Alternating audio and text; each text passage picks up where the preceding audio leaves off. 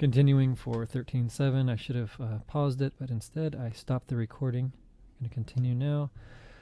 We're talking about the minimum amount of teeth, and 13 teeth on a pinion gear are interference-free if we do that. We follow the equation that I just mentioned, and realize that 12.3 teeth is possible for enmeshing arcs, but not for fully rotating gears. 13 teeth represents the least number for a 14.5 degree pressure angle. NP equals 23 teeth. So one can appreciate why few 14.5 degree. Oh, okay. So for 14.5, NP equals 23, but for 20 degrees, NP equals 12.3, which raises to 13. So one can appreciate why few 14.5 degree tooth systems are used, as the higher pressure angles can produce a smaller pinion with accompanying smaller center-to-center distances.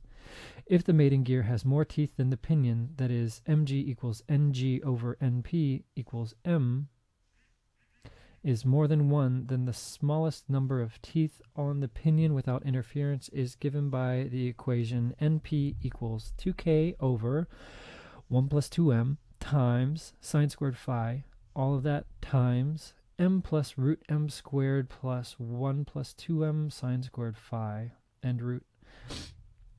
For example, if m equals 4, phi equals 20, then they plug in the m and the 4 in those equations, and then they get 16 teeth for np. Np, n as in no. So m equals 4. What was m again? Anyone remember? If the mating gear... It was some sort of modulus, right? And it's just ng over np, the number on the gear over the number in the pinion. All right, thank you. And mg equals m. All right, good. All right, so remember that m is the ratio. Thus, a 16-tooth pinion will mesh with a 64-tooth gear without interference. The largest gear with a specified pinion that is interference-free is ng equals, this is equation 1312, ng equals n squared p sine squared phi minus 4k squared over all of this 4k minus 2np sine squared phi. For example, for a 13-tooth pinion with a pressure angle of phi equals 20 degrees, then they go ahead and plug in 13 and 20 degrees. The k is still equal to 1 because I guess we still want full depth. The 13 comes into play again in the denominator, another k and phi again. So just plugging in those values, 13 tooth pinion with a pressure angle of 20, 16.4. Oh, wait. For example, so why is 16.45 going down to 16? For a 13 tooth spur pinion, the maximum number of gear teeth possible without interference is 16. C'est la lame. Why did they do that? The smallest spur pinion that will operate with a rack without interference is NP equals 2k over sine squared phi. For a 20-degree pressure angle, full depth tooth, the smallest number of pinion teeth to mesh with a rack is NP equals 2 times 1, that's the k value, over sine squared times 20 degrees equals 17.1, rounding up to 18. Even 0.1 gets, why did we? All right. Somebody text me if they know why we did it for the NG. I don't know. Since gear shaping tools amount to contact with a rack, and the gear hobbing process is similar, the minimum number of teeth to prevent interference to prevent undercutting by the hobbing process is equal to the value of NP when NG is infinite. The importance of the problem of teeth that have been weakened by undercutting cannot be overemphasized. Of course, interference can be eliminated by using more teeth on the pinion. However, if the pinion is to transmit a given amount of power, more teeth can be used only by increasing the pitch diameter. Interference can also be reduced by using a larger pressure angle. This results in a smaller base circle, so that more of the tooth profile becomes involute. The demand for smaller pinions with fewer teeth thus favors the use of a 25-degree pressure angle, even though the frictional forces and bearing loads are increased and the contact ratio decreased. 13.8. The forming of gear teeth. There are a large number of ways of forming teeth of gears, such as sand casting, shell molding, investment casting, permanent mold casting, die casting, and centrifugal casting. I didn't know that one existed. Teeth can also be formed by using the powder metallurgy process. Very fun. Or by using extrusion. No way. A single bar of aluminum may be formed and then sliced into gears. Gears that carry large loads in comparison with their size are usually made from steel and are cut from either form cutters or generating cutters. In form cutting, the tooth space takes the exact form of the cutter. In generating, a tool having a shape different from the tooth profile is moved relative to the gear blank so as to obtain the proper tooth shape. One of the newest and most promising of the methods of forming teeth is called cold forming or cold rolling, in which dies are rolled against steel blanks to form the teeth. Wow, that must be really strong. Okay, that's relative. The mechanical properties of the metal are greatly improved by the rolling process. No kidding. Engineers, you know why? Remember material science? Tell me why. Text me. Okay, don't text me. Okay, I'm probably the only one to watch this. The mechanical properties of the metal are greatly improved by the rolling process, and a high-quality generated profile is obtained at the same time. Gear teeth may be machined by milling, shaping, or hobbing. They may be finished by shaving, burnishing, grinding, or lapping. Gears made of thermoplastics such as nylon, polycarbonate, acetal are quite popular and easily manufactured by injection molding.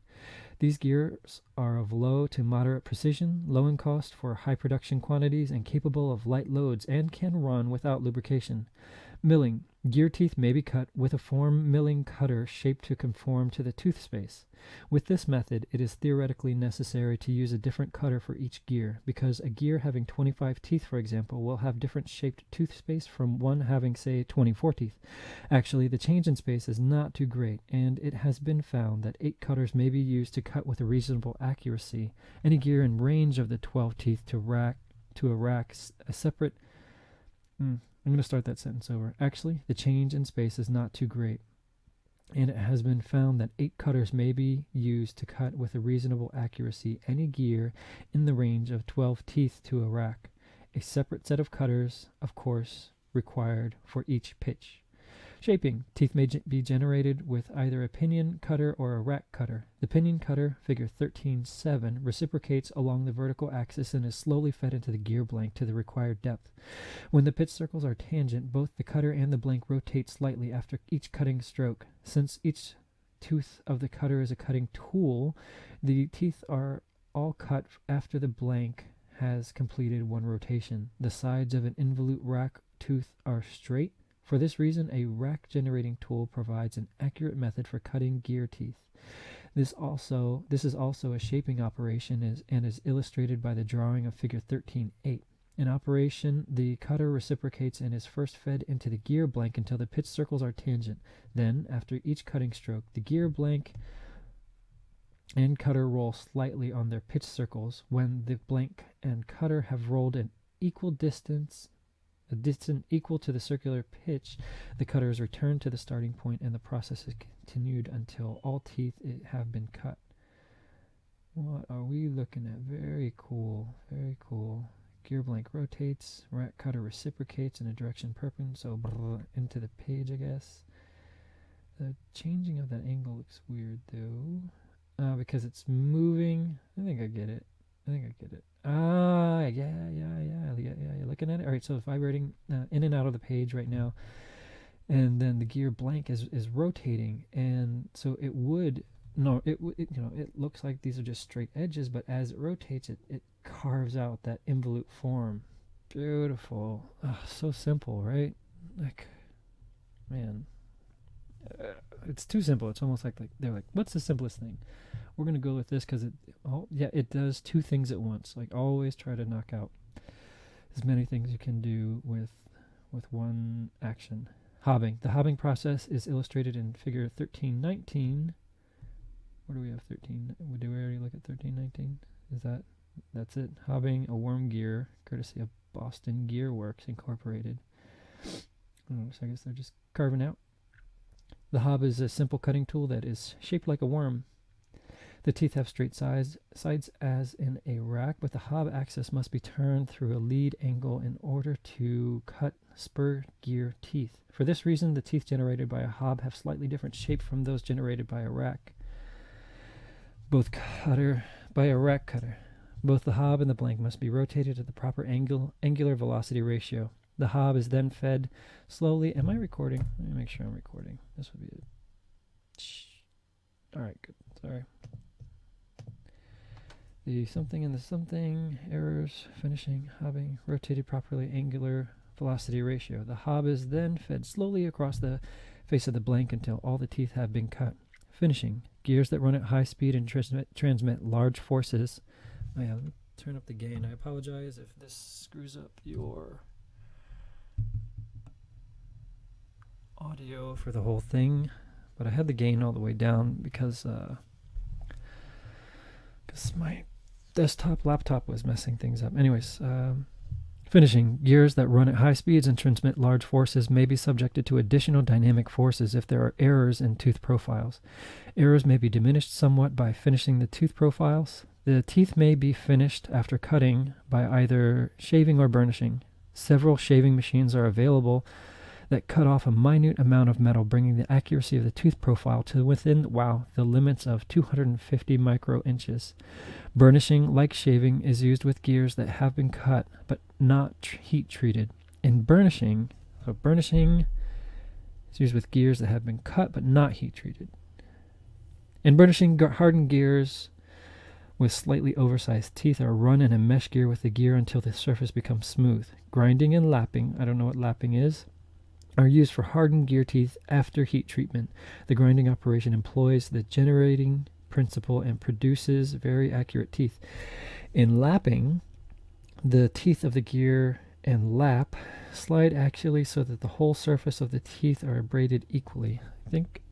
I'll make up whatever that looks like in my head. Whether it's right or wrong, I don't know. All right, I need some water. Excuse me.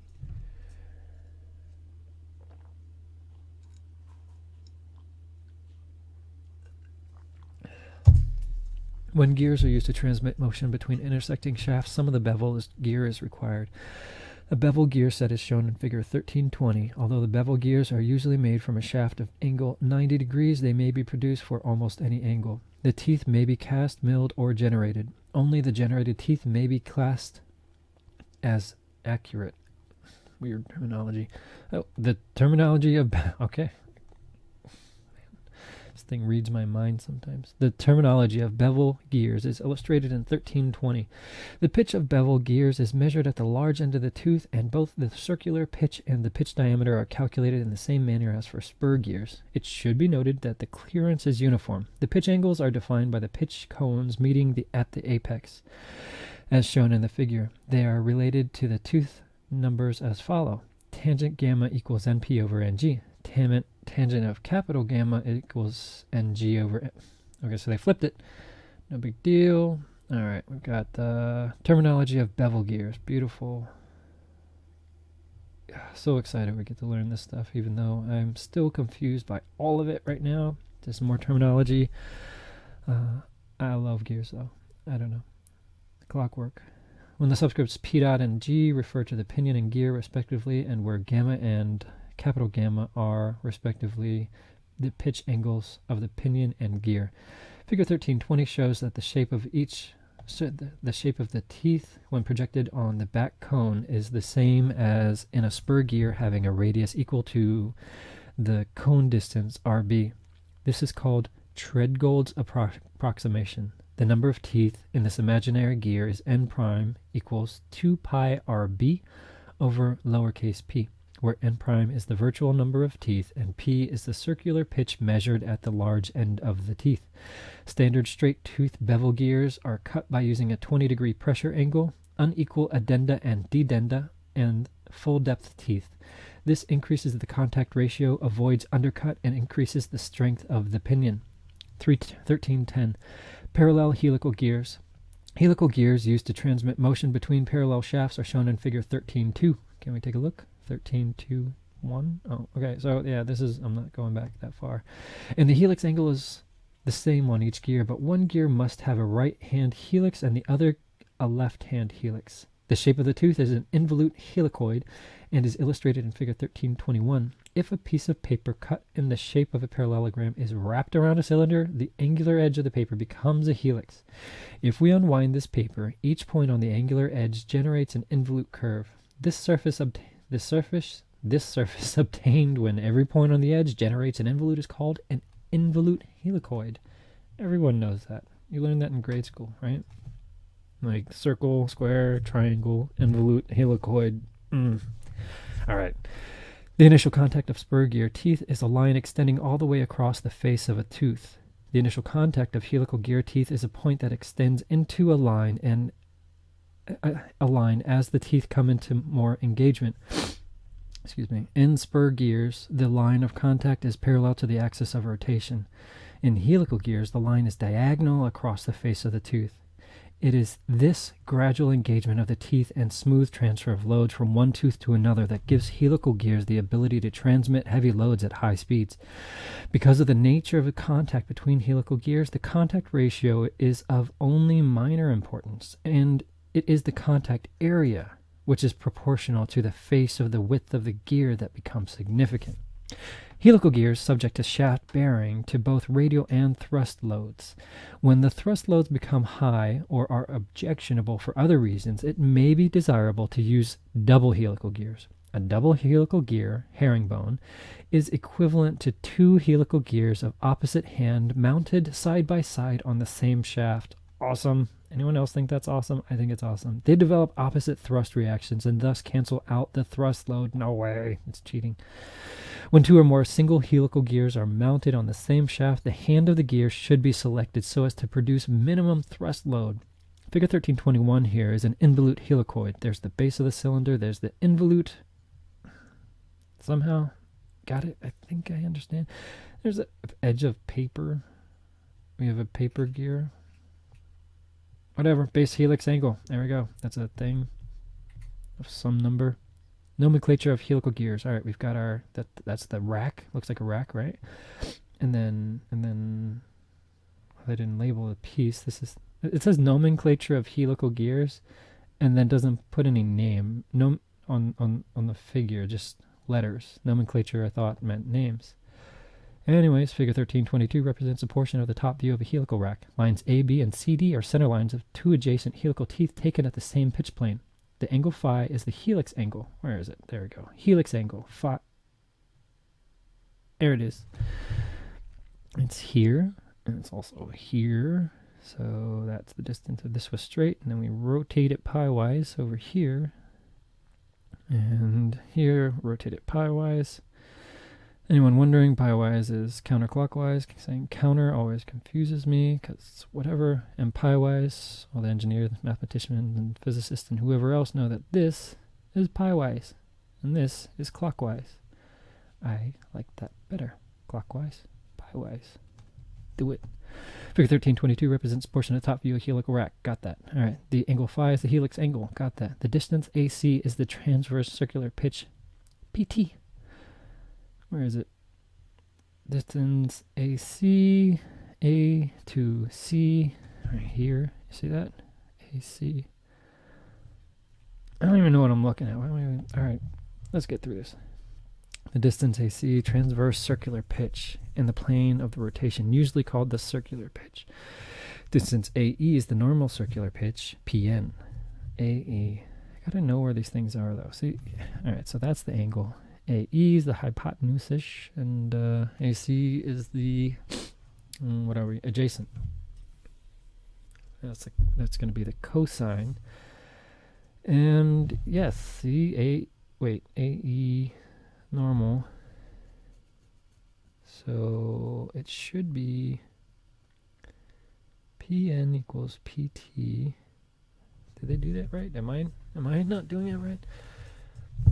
Lines AB. AB, where's AB? Again.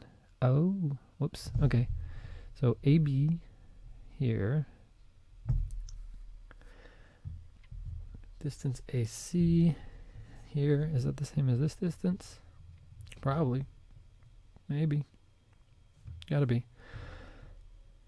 I don't know. the distance AC is PT. So AC is PT. And then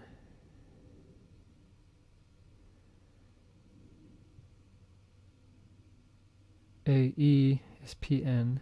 AE. Where is point E really though? I see an E here. I don't think I understand where the E really is though. Ooh. Can we get any better? E is like all this dashed stuff. That is not helpful. Does anyone else understand what's going on there? AE. Alright, and then let's look at the math of it. So PN equals PT cosine phi. So PN is AE. AC. So I guess it's calling this the hypotenuse. This is the opposite. And then we want to find, this must be AE. If A equals PN. Man, that is not labeled very well. Learning this would go a lot faster if things were clearly explained. Maybe okay, it's probably my fault, but whatever. The distance AD is called the actual axial pitch, px, and is related by the expression px equals pt over tan phi. AD. Where's D? So D is all the way up here. So if we have AD, and then we have AE, if E is right here. And so AD, that's the hypotenuse. And we know this. Do we know this? Do we want DE or something? Do we want DE? Is that what we're about to solve for? No. AD is actual axial pitch. AD equals PX, and that's PT. See why do they have to make these all confusing? PT is AC. Is this easier for everybody else? AC is here. Okay. Okay. This is AC. This is AD. And then what do we? Tan phi. Whatever, it's all simple, but just show the geometry with this thing. So yeah, they have to print more stuff, but I'm supposed to learn here. Anyways, draw it out. It's all gonna make sense when you draw it out. Since PN times capital PN equals pi, the normal diametral pitch is P dot N equals P dot T over cosine phi. Again, the dot, whenever I remember to say it, means capital P. The pressure angle phi sub n in normal direction is different from the pressure angle phi sub t in the direction of rotation because of the angularity of teeth. These angles are related by the equation cosine phi equals tan phi n over tan phi t. Figure 1323 illustrates a cylinder cut by an oblique plane AB at an angle phi to a right section. The oblique plane cuts out an arc having a radius of curvature of r. For the condition phi equals 0, the radius of curvature is r equals d over 2. If we imagine the angle phi to be slowly increased from 0 to 90 degrees, we set that r begins at a value of d over 2 and increases until phi equals 90. R equals infinity. The radius r at the apparent pitch radius of a helical gear tooth when viewed in the direction of the tooth elements. A gear of the same pitch and with the radius r will have a greater number of teeth because of the increased radius. In helical gear terminology, this is called the virtual number of teeth. It can be shown by analytical geometry that the virtual number of teeth is related to the actual number by the equation n prime equals n over cosine cubed phi. Psi, where n prime is the virtual number of teeth and n is the actual number of teeth. It is necessary to know the virtual number of teeth in design for strength also sometimes in cutting helical teeth. This apparently larger radius of curvature means that few teeth may be used on helical gears because there will be less undercutting. Example 13.2. A stock helical gear has normal pressure angle of 20 degrees and a helix angle of 25 degrees and a transverse diametral pitch of 6 teeth per inch and has 18 teeth. Find A, the pitch diameter, B, the transverse, the normal, and the axial pitches. C, the normal diametral pitch. D, the transverse pressure angle. So find all those things. Pitch diameter. And so D equals, so we just use an equation, N over PT. We got 18 over 6, 18 teeth and 6 teeth per inch. Or given in the problem, that's 3 inches. PT equals pi over P dot T. And P dot is 6 again. P dot T, sorry, 6. Pi over 6 equals a number. Then we want to find A, B, they stopped listing. Wait, answer. Pn equals Pt cosine phi. Did we list like 3 things? Oh yeah, transverse, normal, and axial. So that's transverse. Pt and Px. Oh, axial. Pn equals Pt cosine phi. All those things are given again. Px equals Pt over tan psi. Yeah, I meant to say psi. And psi is 45. Is that also given? 25. Oh. So psi, pressure angle, and helix angle must be the sum of those. Did we say that at some point and I already forgot it? Psi equals both of them? Maybe. I don't know. I don't remember reading that. Psi. Whatever. Going with it. Alright, back to the thing. Psi must be the sum of them. Really? When did I read that? Pn. So C is asking for Pn, which is the normal diametral pitch. Pn, normal diametral pitch. I need to make a video where I just go over these names and letters and sort of do like mental flashcard deal. Anyways, P sub T, which we solve for, right? No, we got capital P. So, oh yeah, that's the P dot T over cosine psi. All right. So earlier, a second ago, we said tangent of psi. And we said tangent of 45. And right here, we say cosine of psi, and we say cosine of 25.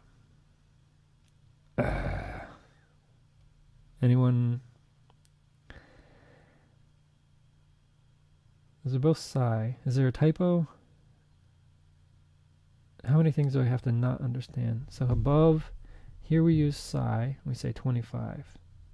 Here, 45. Here, 25. Here, 25, psi 20.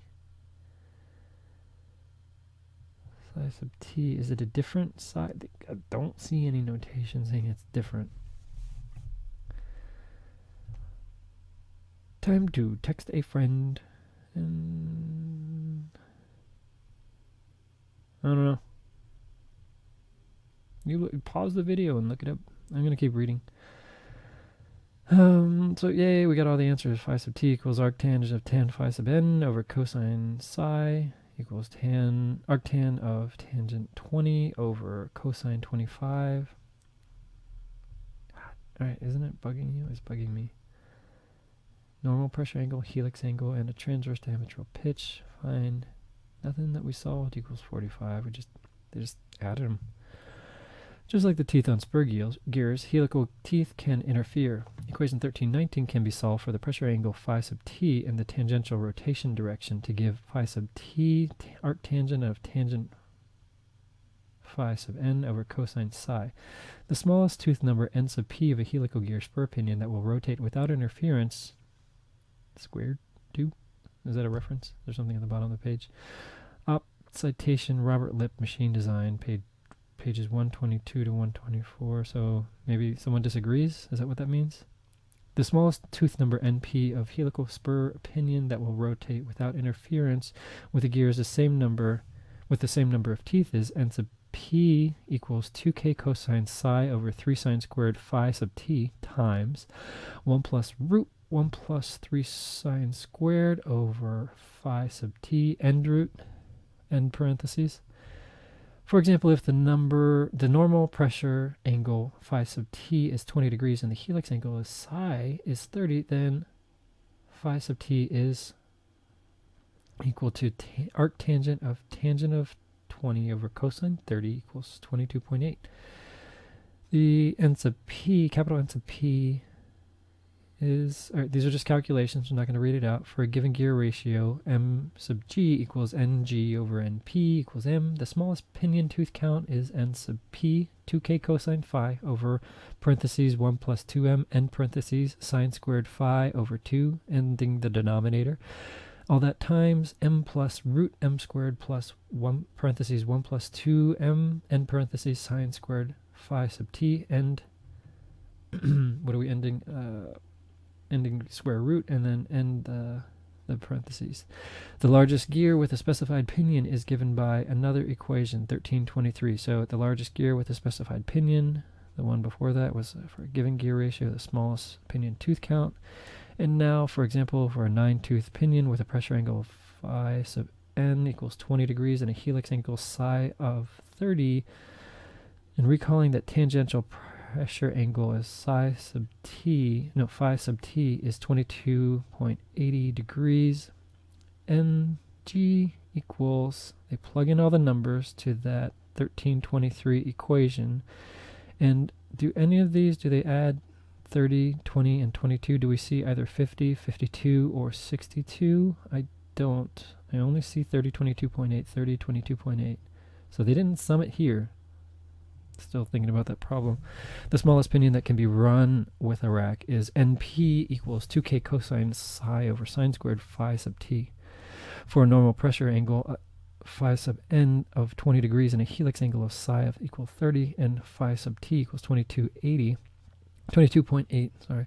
N sub p equals, plug in all the numbers, get 12 teeth. For helical gear teeth, the number of teeth in mesh across the width of the gear will be greater than unity, and a term called face contact ratio is used to describe it. This increase of contact ratio and the gradual sliding engagement of each tooth results in quieter gears. Worm gears, 1311. The nomenclature of a worm gear set the nomenclature of a worm gear set shown in figure 1324. The worm and worm gear have the same hand of helix as for crossed helical gears, but the helix angles are usually quite different. The helix angle of the worm is generally quite large, and that on the gear very small. Because of this, it is usual to specify the lead angle lambda on the worm and helix angle psi sub g on the gear. The two angles are equal for a 90-degree shaft angle. The worm lead angle is the complement of the worm helix angle as shown in figure 1324. In specifying the pitch of worm gear sets, it is customary to state the axial pitch px of the worm and transverse circular pitch p sub t, often simply called the circular pitch of the mating gear. These are equal if the shaft angle is 90 degrees. The pitch diameter of the gear is the diameter measured on a plane containing the worm axis as shown in figure 1324. It is the same as for spur gears and is dg. So what are we looking at? What is this equation? In specifying the pitch diameter of the gear, that's what we want, is the diameter measured on a plane containing the worm axis shown. Why do they have to call it worm? Does it bother anyone else? It is the same for spur gears and is dg equals ng pt over pi. Ah, look at this. This is cool. They should really call it something, a better name, really. Nomenclature of a single enveloping worm gear set. Single enveloping worm gear set. Blah, I hate saying that. Worm. Pitch diameter. It just lists off all the things. Worm, axial pitch px, root diameter. Pitch diameter dw. Pitch cylinder. What? Alright. Helix. Cool. Size of w, helix angle. That's it. Whoa, okay, they weren't kidding. That is big. Wow, lead angle. No wonder. They could still use it, though. And then the lead. Where does the lead go from and to? From, okay, that's the lead. The lead is sort of like the wavelength again. All right. Since it is not related to the number of teeth, the worm may have a pitch diameter. This diameter should, however, be the same as the pitch diameter of the hob used to cut the worm gear teeth. Generally, the pitch diameter of the worm should be selected so as to fall in the range. Okay. C exponent 0.875. That's C to the 0.875 over 3.0 less than or equal to dW less than or equal to C to the 0.875 over 1.7, where C is the center distance. These proportions appear to result in optimum horsepower capacity of the gear set. Poor horses. The lead L and the lead angle is like, never mind, standardized horses, like, they all, never mind. Sorry, communist horses, where they're all equally strong, no matter what. The lead L and the lead angle lambda of the worm have the following relations. L equals P sub x times N sub W, and tangent of lambda equals L over pi D sub W. The lead, that's the lead and the lead angle. And, 1312, tooth systems. A tooth system is a standard that specifies the relationships involving addendum, dedendum, working depth, tooth thickness, and pressure angle. I'm about to burp, sorry. Really sorry. The standards were originally planned to obtain interchangeability of gears of all tooth numbers, but of the same pressure angle and pitch. Table 13. Oh, yay, tables. Were you wondering when a table would pop up? Or were you just glad that none had yet? Table 13.1 contains the standards most used for spur gears. A 14.5 obsolete pressure angle was once used, but is now obsolete. The resulting gears had to be comparatively larger to avoid interference problems. 13.2, do we have a table of obsolete crap? Or is it saying that we don't? Pressure angle 20, 22.5, 25, and 20. Alright, good. Thank you. Alright, so they're saying it doesn't contain standards. Most used. Was once used.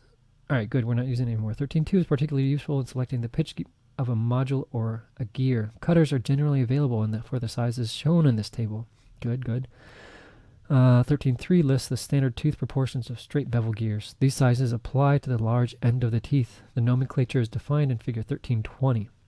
Standard tooth proportions for helical gears are listed in table 13.4. Tooth proportions are based on the normal pressure angle. These angles are standardized. The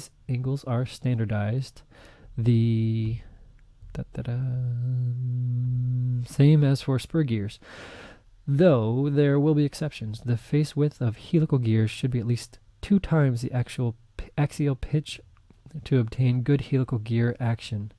Tooth forms for worm gearing have not been, what is that noise? Highly standardized, perhaps because there has been less need for it.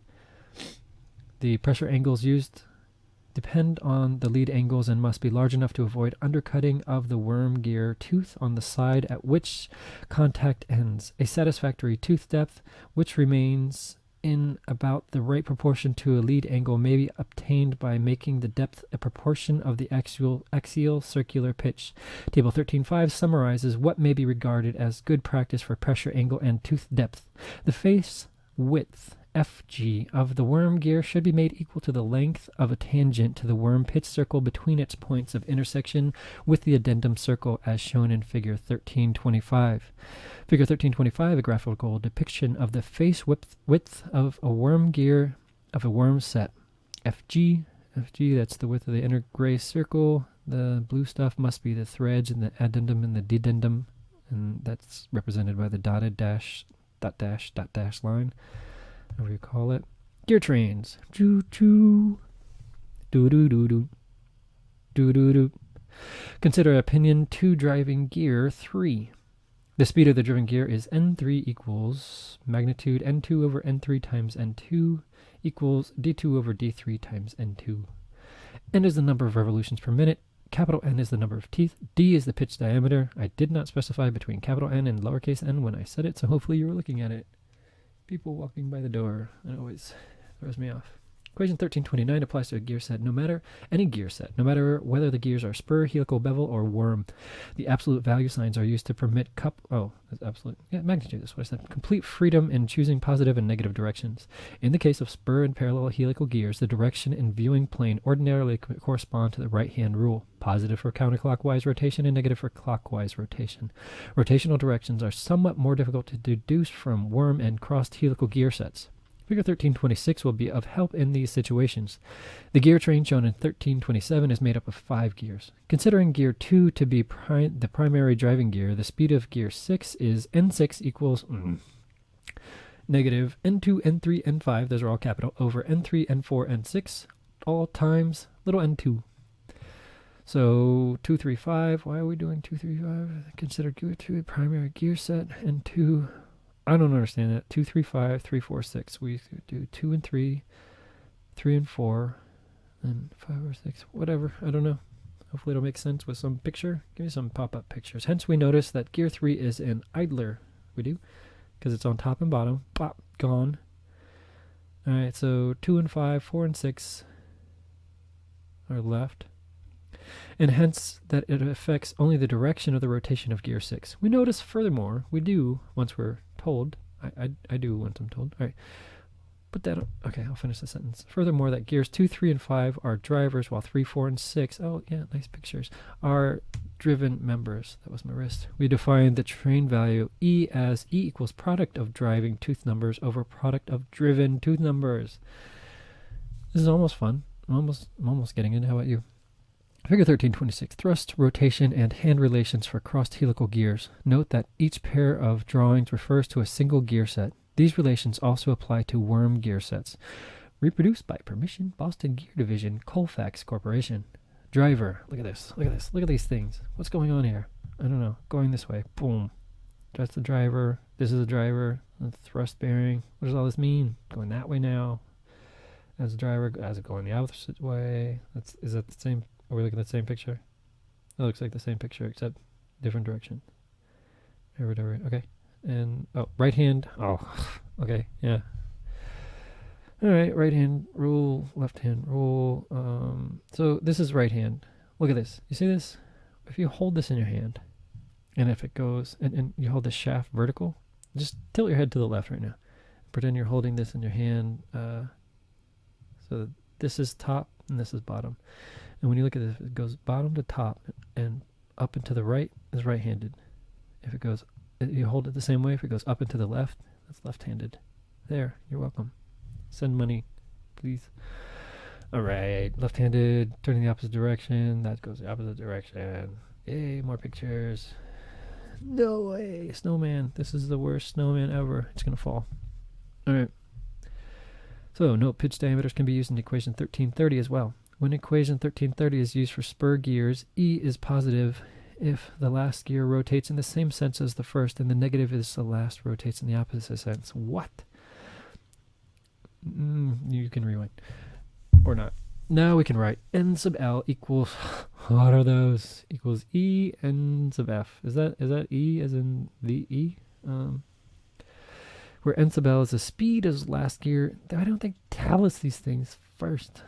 Anyways, N sub L is the speed of the last gear in the train, and N sub F is the speed of the first. All right. Well, that's better. And okay. N last equals EN first. As a rough guideline, a train value up to 10 to 1 can be obtained with one pair of gears. Good to, yeah, this is stuff I do want to know because I want to lift the whole house. So, gear ratios can be obtained in less space with fewer dynamic problems by compounding additional pairs of gears. A two-stage compound gear train, such as gear train. I've been waiting to learn this stuff. This has been a rough class for me. I wish... Whatever. Keep studying. A two-stage compound gear train such as shown in figure 1328 can obtain a train value of up to 100 to, wow. Well, that's 2. That's 10 squared, so that makes sense. That's 2-stage compound gear train. The design of gear trains to accomplish a specific train value is straightforward. Looks straightforward. Since the number of teeth on gears must be integers, it is better to determine them first, and then obtain pitch diameter second. Determine the number of stages necessary to obtain the overall ratio, then divide the overall ratio into portions accomplished in each stage. To minimize package size, keep the portions as evenly divided between the stages as possible. In cases where overall train value need only be approximated, each stage can be identical. For example, in a two-stage compound gear train, assign the square root of overall train value to each stage. If an exact train value is needed, attempt to factor the overall train value into integer components for each stage, then assign the smallest gears to the minimum number of teeth allowed for the specific ratio of each stage. In order to avoid interference, see section 13.7. Finally, applying the ratio for each stage, determine the necessary number of teeth for mating gears. Round to the nearest integer and check that the resulting overall ratio is within acceptable tolerance. And I think we will see how to do that now. A gearbox is needed. Yes! What? To provide a 30-to-1, plus or minus 1%, increase in speed while minimizing the overall gearbox size. No calculus. Specify appropriate tooth numbers. Solution. Since the ratio is greater than 10-to-1, but less than 100-to-1, a two-stage compound gear train, such as in Figure 1328, is needed. The portion to be accomplished in each stage, excuse me again, sorry. Get some water too.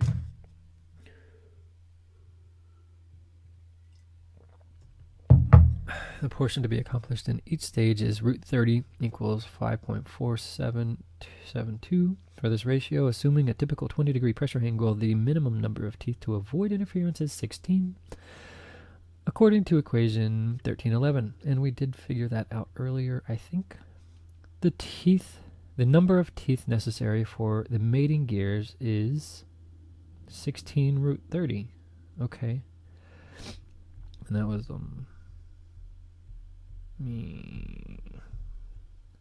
nowhere. Whatever. Let's go back down. So from the equation 1330, which we do have, the overall train value.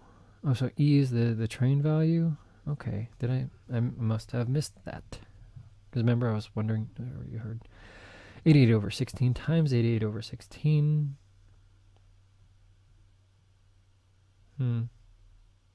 Weird. 30.25. This is within the 1% tolerance. It is 30.25. So, yeah, 30. So I guess 1/4. Yeah, so if it was 1/3, would be, or greater.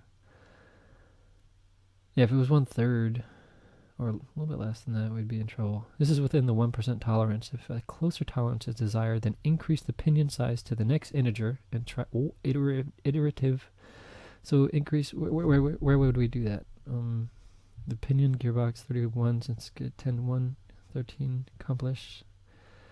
Stage 30, pressure angle, minimum number of tooth, 16, number of tooth necessary. I don't know. I'm missing something, so hopefully with practice. Oh, okay, more practice. A gearbox is needed. Yay! 30. Oh, exact. Good. Exact. My ass. I don't think so.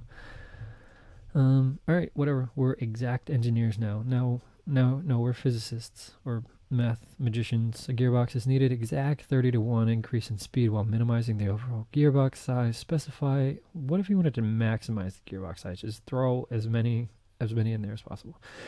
Specify the appropriate teeth numbers. Focus. Solution. The previous example demonstrated the difficulty with finding integer numbers of teeth to provide an exact ratio.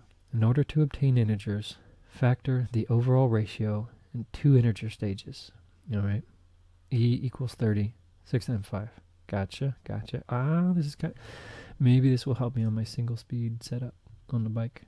N2 over N3 equals 6, and N4 over N5 equals 5.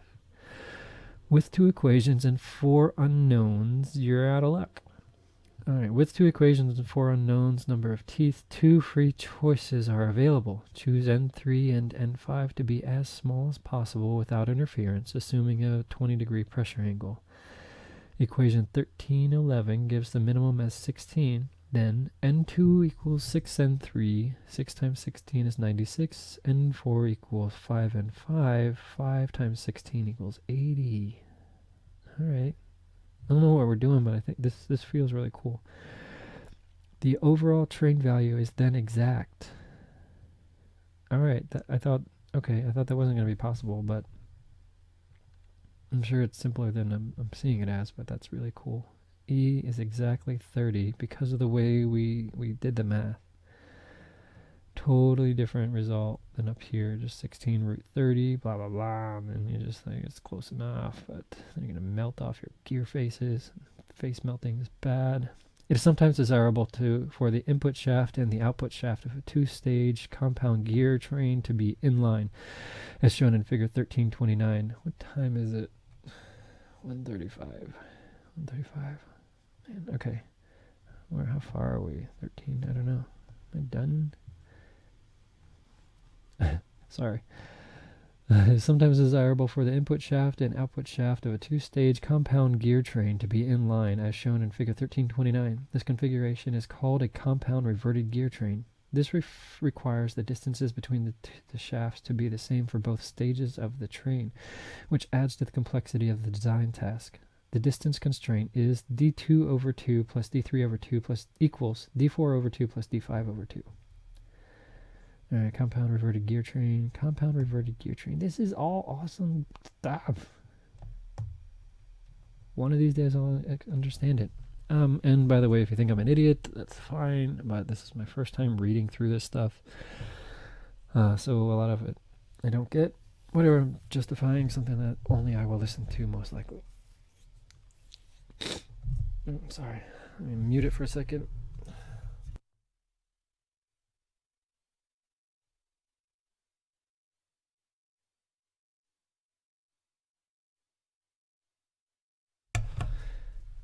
The diametral pitch relates the diameters and the number of teeth P equals N over D, replacing all diameters gives you N2 times 2P. This is an equation.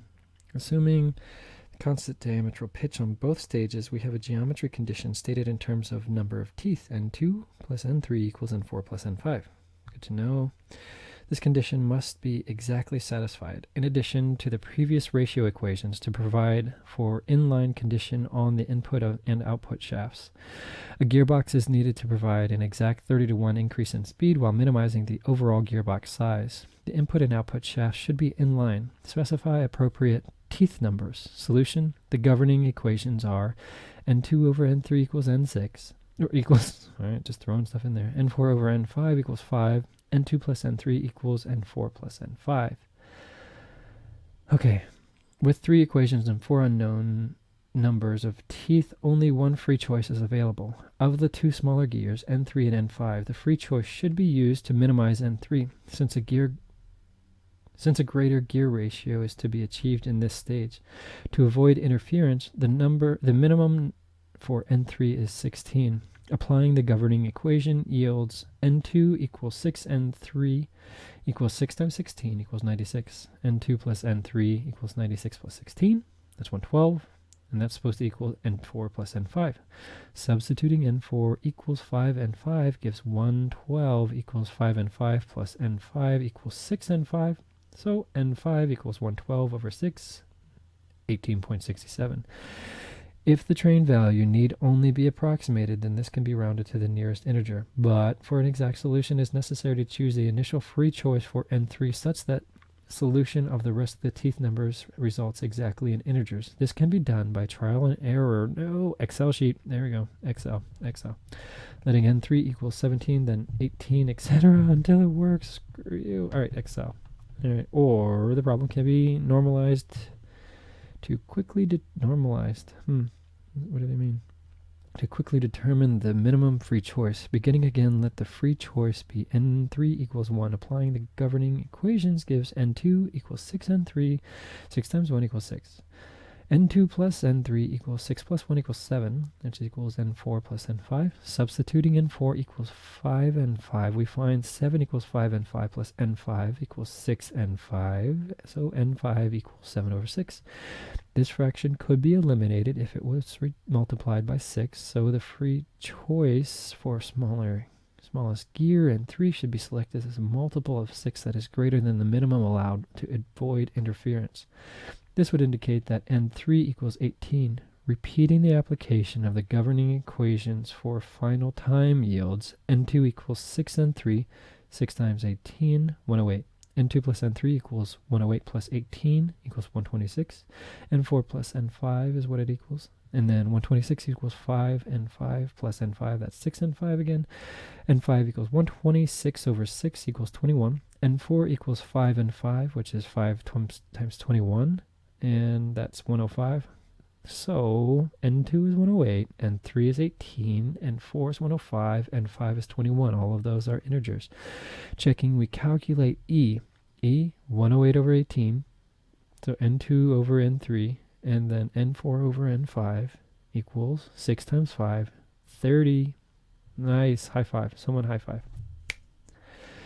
And checking the geometry constraint for the inline requirement, we calculate N2 plus N3 equals N4 plus N5. 108, 18 equals 105 plus 121, and left and right both equal 126. Congratulations, you did something awesome. Unusual effects can be attained in a gear train by permitting some of the gear axes to rotate about others. Yes, planetary gears, finally. Are you kidding me? Sorry, too excited. Not too excited, whatever. Like, this is what I've been waiting for. Like, we do all these calculations in these classes, and I think this is the coolest stuff. Such trains are called planetary or epicyclic gear trains. Planetary trains always include a sun gear. It just sounds fun. I mean, whatever. Don't judge me. A planet carrier or arm and one or more planet gears as shown in figure 1330. Planetary gear trains are unusual mechanisms. You can judge me, it's fine. Because they have 2 degrees of freedom. That is, for constrained motion, a planetary train must have 2 inputs. For example, figure 1330, these 2 inputs could be the motion of any 2 of the elements of the train. We might specify that the sun gear rotates at 100 revs per minute clockwise and that the ring gear rotates 50 revs per minute counterclockwise. These are the inputs. The output would be the motion of the arm. In most planetary trains, one of the elements is attached to the frame and has no motion. Figure 1331 shows a planetary train composed of a sun gear 2 and an arm or... Look at that. Sun gear, arm, 30 tooth, 80 tooth, planetary gear, 20. Nice. 20, 30, 80. Ring gear. What is that? Wow. That's weird. I like the first one better. But whatever. At least this is a proper snowman. Gear 3 and planet gears 4 and 5. The angular, let's do that whole sentence. The output would be the motion of the arm. In most planetary trains, one of the elements is attached to the frame and has no motion. Figure 1331 shows a planetary train composed of a sun gear 2 and an arm or carrier 3. In the planet gears 4 and 5, the angular velocity of gear 2 as relative to the arm in revs per minute is N23 equals N2 minus N3. Also, the velocity of gear 5 relative to the arm is N53 equals N5 minus N3. Dividing equation C by equation B gives N53 over N23 equals N5 minus N3. N2 minus N over N2 minus N3, sorry. Equation D expresses the ratio of gear 5 so that to that of gear 2, and both velocities are taken relative to the arm. Now this ratio is the same and is proportional to the tooth numbers, whether the arm is rotating or not. It is the train value. Therefore, we may write E equals N5 over N3, N5 minus N3 over N2 minus N3. This equation can be used to solve for the output motion of any planetary train. It is more conveniently written in the form of E equals NL minus NA over NF minus NA. That's equation 1332. We're up to 32 equations so far. Welcome to Gears. Where NF is revs per minute of the first planetary gear and planetary train, NL is the last. It's the revs per minute of the last gear in the planetary train, and NA is revs per minute of the arm in arm. All right. Example 13.6. In figure 1330, the sun gear is the input, and it is driven clockwise at 100 revs per minute. The ring gear is held stationary by being fastened to the frame. Find the revs per minute and direction of rotation of arm and gear 4. Solution. Let NF, the first, equal N2 equals negative 100 revs per minute, and N last equals N5 equals 0. For E, unlock gear 5 and fix the arm. Man. Then planet gear 4 and ring gear 5. This is the answer. I don't get it. Whatever. I'll just keep reading. Maybe you're getting it as you read and practice this. Then Planet Gear 4 and Ring Gear 5 rotate in the same direction, opposite of Sun Gear 2. Thus, E is negative, and E equals negative N2 over N4 times N4 over N5, which is negative 20 over 80, and that's 1/4. 1 over 4. Substituting this value in equation 1323 gives negative 1/4 equals 0 minus NA over negative 100 minus NA. Or NA equals negative 20 revs per minute, and that's 20 revs per minute pi-wise. To obtain the speed of Gear 4, we follow the procedure outlined by B and C and D. Thus, N43 equals N4 minus N3, N23 equals N2 minus N3, and so N43 over N23 equals numerator N4 minus N3, denominator N2 minus N3, but N43 over N23 equals negative 20 over 30, which is negative 2/3. Now, substituting the known values in equation 1, negative 2/3 equals numerator N4 minus negative 20, denominator negative 100 minus negative 20. So, solving for N4, you get positive 33 1/3 revs per minute, and that is 33, what would it be counterclockwise? 33 1/3 revs per minute counterclockwise, or pi-wise. 1314, that means 3 sections left. Force analysis, spur gearing. Before the beginning of the force analysis of gear chains, let us agree on the notation to be used. Beginning with the numeral 1 for the frame of the machine, we shall designate the input gear as gear 2, and then number the gears successively 3, 4, etc. until we arrive at the last gear of the train. Next, there may be several shafts involved, and usually 1 or 2 of the gears are mounted on each shaft as well as other elements. We shall designate the shafts using lowercase letters of the alphabet, A, B, C, etc. With this notation, we can now speak of force exerted by Gear 2 against Gear 3 as F23.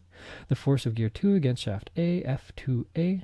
We also can write FA2 to mean the force of shaft A against Gear 2. Unfortunately, it is also necessary to use superscripts to indicate directions. We are having fun here. The coordinate directions will usually be indicated by X, Y, and Z coordinates, and the radial and tangential directions by superscripts. Excuse me, R and T. With this notation, FT43 is the tangential component of the force of Gear 4 acting against Gear 3. Terrific. I like it. Figure 1332A shows a pinion mounted on a shaft A rotating counterclockwise at N2 revs per minute and a driving gear on shaft B at N3 revs per minute. The reactions between the mating teeth occur along the pressure line. In Figure 1332B, the pinion has been separated from the gear and the shaft, and their effects have been replaced by forces FA2 and TA2. There are the force and torque, respectively, exerted by shaft A against pinion 2. Pardon me. F32 is the force exerted by gear 3 against the pinion. Using a similar approach, we obtain the free body diagram of the gear shown in Figure 1332C. In Figure 1333, the free body diagram of the pinion has been redrawn and the forces have been resolved into tangential and radial components. Now we define Wt equals F super T sub 32 as the transmitted load. This tangential load is really the useful component because the radial component F super R sub 32 serves no useful purpose. It does not transmit power. The applied torque and the transmitted load are seen to be related by the equation T equals D over 2 W sub T, where we have used T equals T sub A2 and D equals D sub 2 to obtain the general relation. The power H transmitted through rotating gear can be obtained from standard relationship of the product torque T and angular velocity omega. H equals T omega equals WTD over 2 times omega. And did we get to this in the class? I feel like we did. Makes me behind. We just skipped a lot, I guess.